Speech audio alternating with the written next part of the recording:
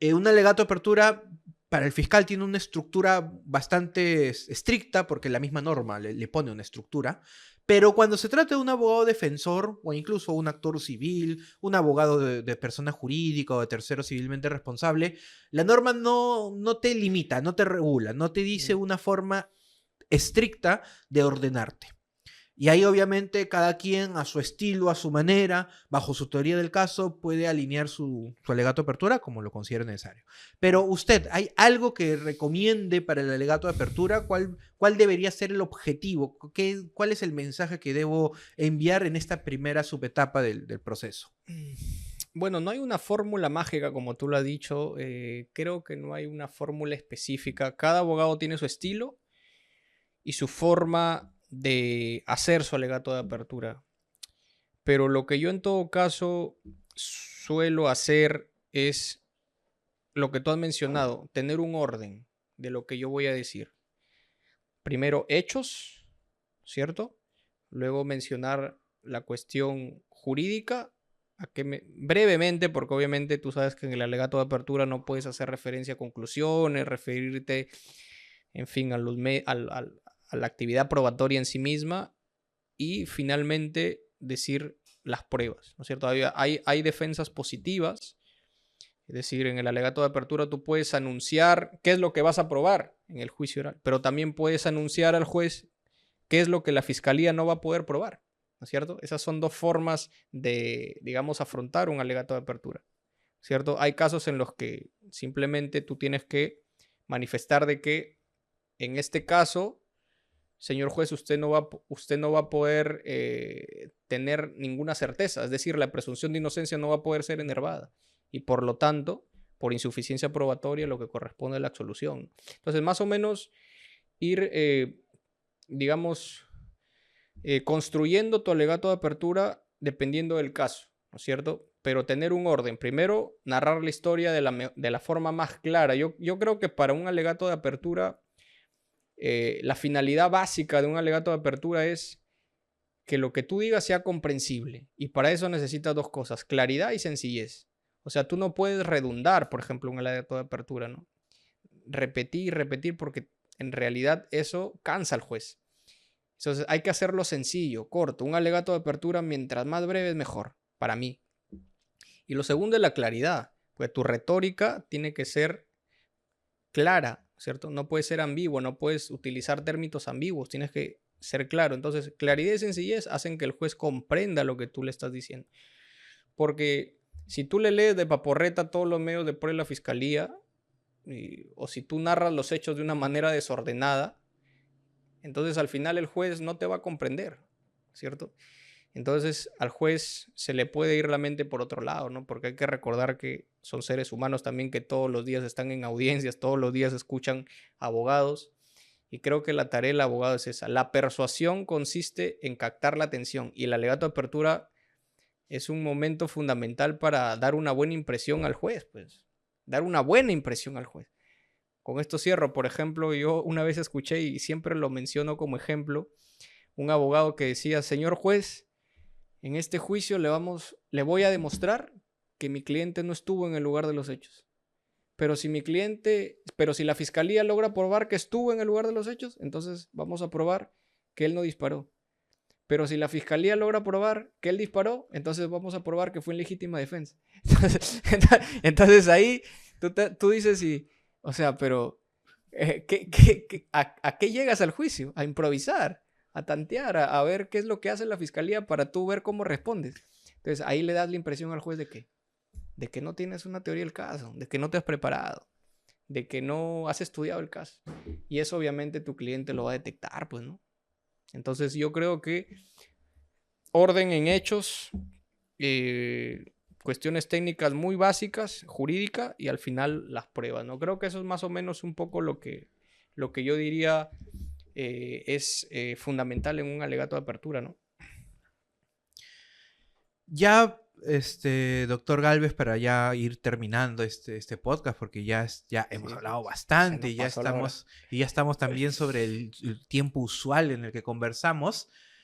También para cerrar este tema, a ver, tenemos los alegatos de apertura, del cual ya hemos hablado, Luego viene la actividad probatoria, donde los testigos declaran, donde se leen las pruebas documentales, donde ingresa información que es favorable a tu teoría del caso, puede entrar información que afecta a tu teoría del caso, o sea, cada caso, cada proceso es variable, pero tenemos como premisa que en la actividad probatoria ingresa de todo. Ingresa cosas que te favorecen, cosas que te perjudican, y bueno, ya es trabajo de cada abogado a través de las técnicas de litigación poder regular, controlar, conseguir mejor información o poder subsanar o poder rehabilitar, como se dice, a los testigos o pruebas en contra.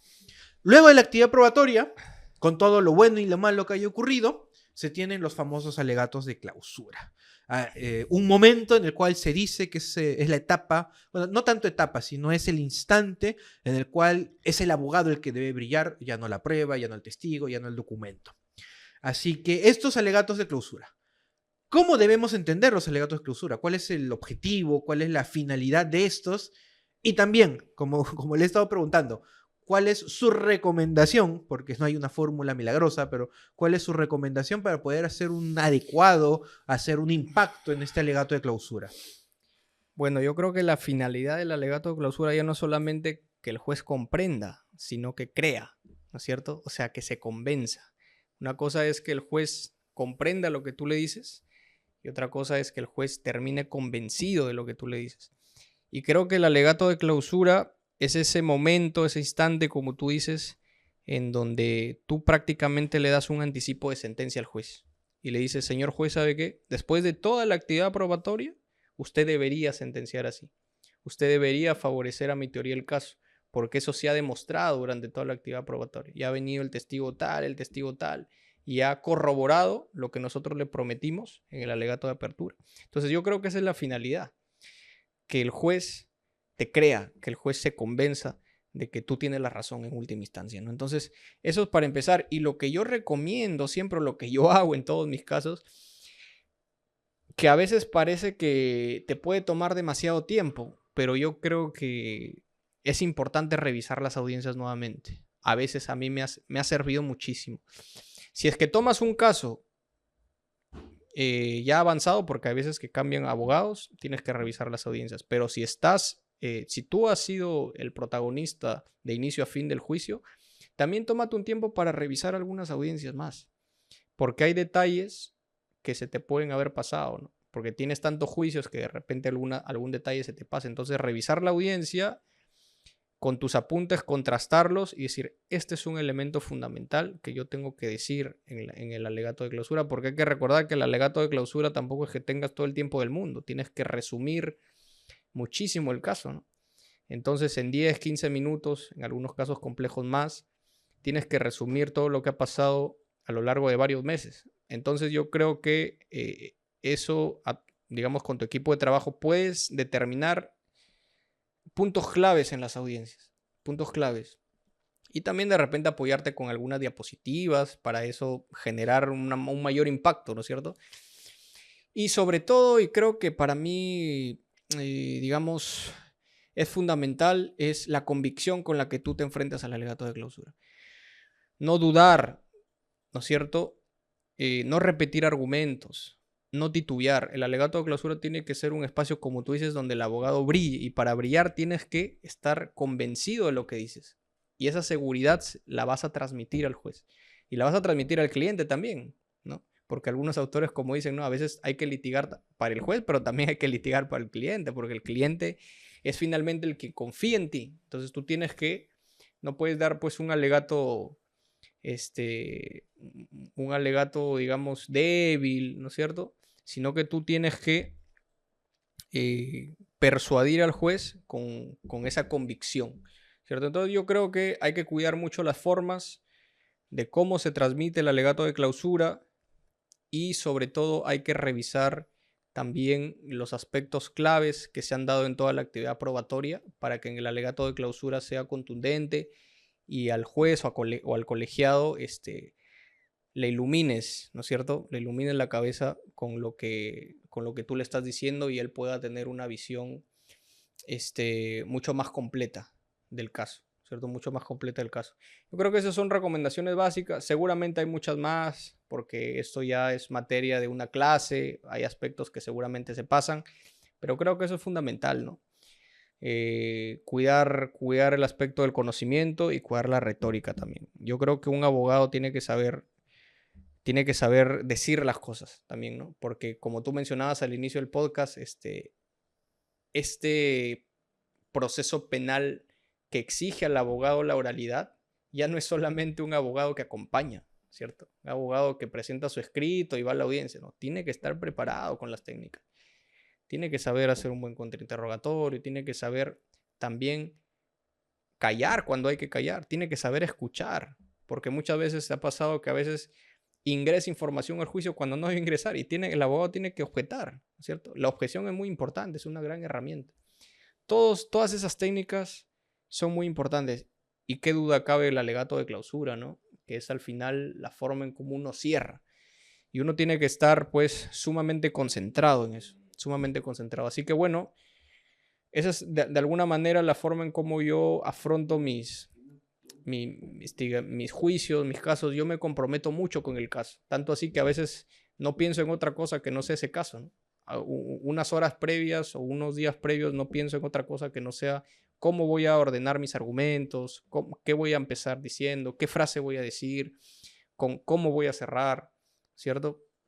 Y bueno, también controlar los tiempos, pues, ¿no? Porque a veces se te puede pasar y el juez te puede determinar y decir, ¿sabe qué, señor? Termine. Y eso la verdad que es un poco vergonzoso. Sobre todo en la Corte Suprema. Exacto. La Corte Suprema son muy estrictos con 5 minutos, 7 minutos, 8 minutos. Y yo creo que eso, o sea, la síntesis que debe tener el abogado es fundamental.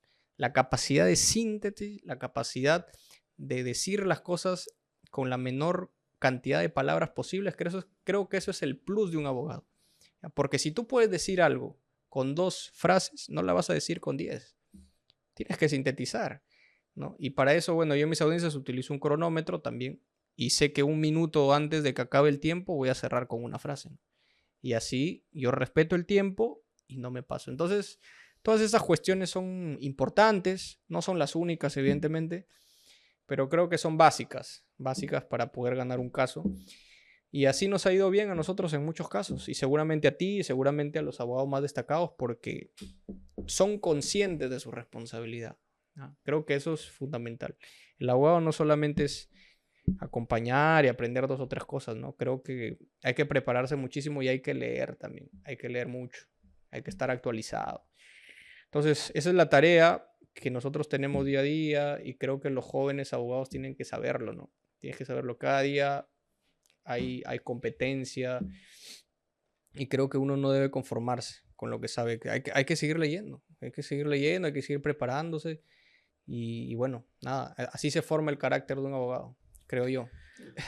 Bueno, doctor Gálvez, muchas gracias por estar acá con nosotros, muchas gracias por su presencia, muchas gracias por ser ya alguien que antes ha venido a esta muy bonita casa y que sigue compartiendo con nosotros, sobre todo porque no es de la ciudad de Lima, pero sí, aún así cuando viene, por acá lo tenemos, por acá hay una pasadita, una visita por acá para al menos saludar.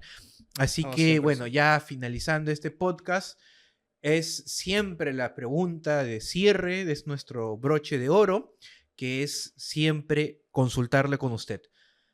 Para todos aquellos que nos están viendo, ¿cuál para usted es el consejo indispensable? El que nos esté viendo, que podría ser un estudiante, podría ser ya un profesional que está empezando o un profesional hecho y derecho, la múltiple cantidad de personas que podrían vernos, pero ¿cuál para usted es un consejo indispensable que a usted le ha servido mucho y que quisiera compartir con nosotros? Uf, qué difícil, ¿ah? Bueno, yo te diría, en un aspecto profesional, no solamente ser abogado preparado, sino también instruido, y eso significa no solo leer, no solo asistir a conferencias, sino también atreverse a llevar audiencias, atreverse a enfrentar a jueces. Un abogado litigante no puede ser timorato, tiene que tener el carácter suficiente para enfrentarse respetuosamente ante el juez, o sea, pero saber expresar las razones por las cuales tú consideras que estás haciendo algo, ¿cierto? Respetuosamente.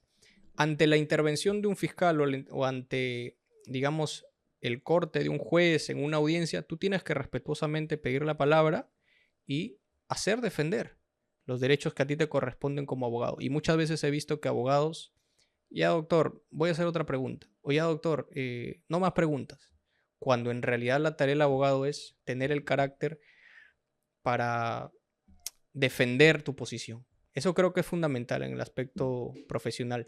Y en el aspecto personal, diría que ser consciente de las capacidades que uno tiene. Es decir, ni subestimar a otros, ni tampoco sentirse menos. Ni más ni menos.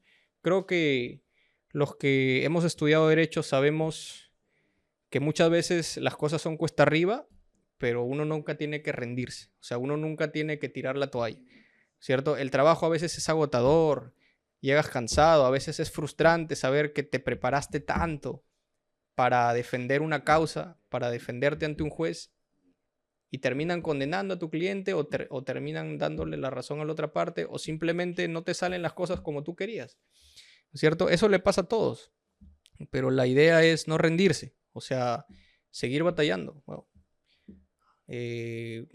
y ser consciente de que uno es capaz de lograr las cosas en la medida en que actúe en función a eso. O sea, si tienes el enfoque vas a llegar, sí o sí vas a llegar. No importa las cosas que ocurren en el camino, ¿no? Pero tú, si estás enfocado en lo que tú quieres, vas a llegar. Y creo que el camino de un litigante, de un abogado, tiene que ser ese. O sea, tiene que, a pesar de todos los obstáculos que se te pongan, tienes que tener la mirada en el norte y vas a llegar tarde o temprano. De repente más tarde que otros, ¿no es cierto? De repente vas a demorar más que otros abogados, pero al final vas a terminar llegando. No es, digamos, el objetivo no es llegar primero, es saber llegar. Yo creo que esas dos cuestiones yo las diría, tanto a nivel profesional y a nivel personal. Así que eso es lo que yo le diría a los estudiantes o a los que están en camino a ser abogados, ¿no?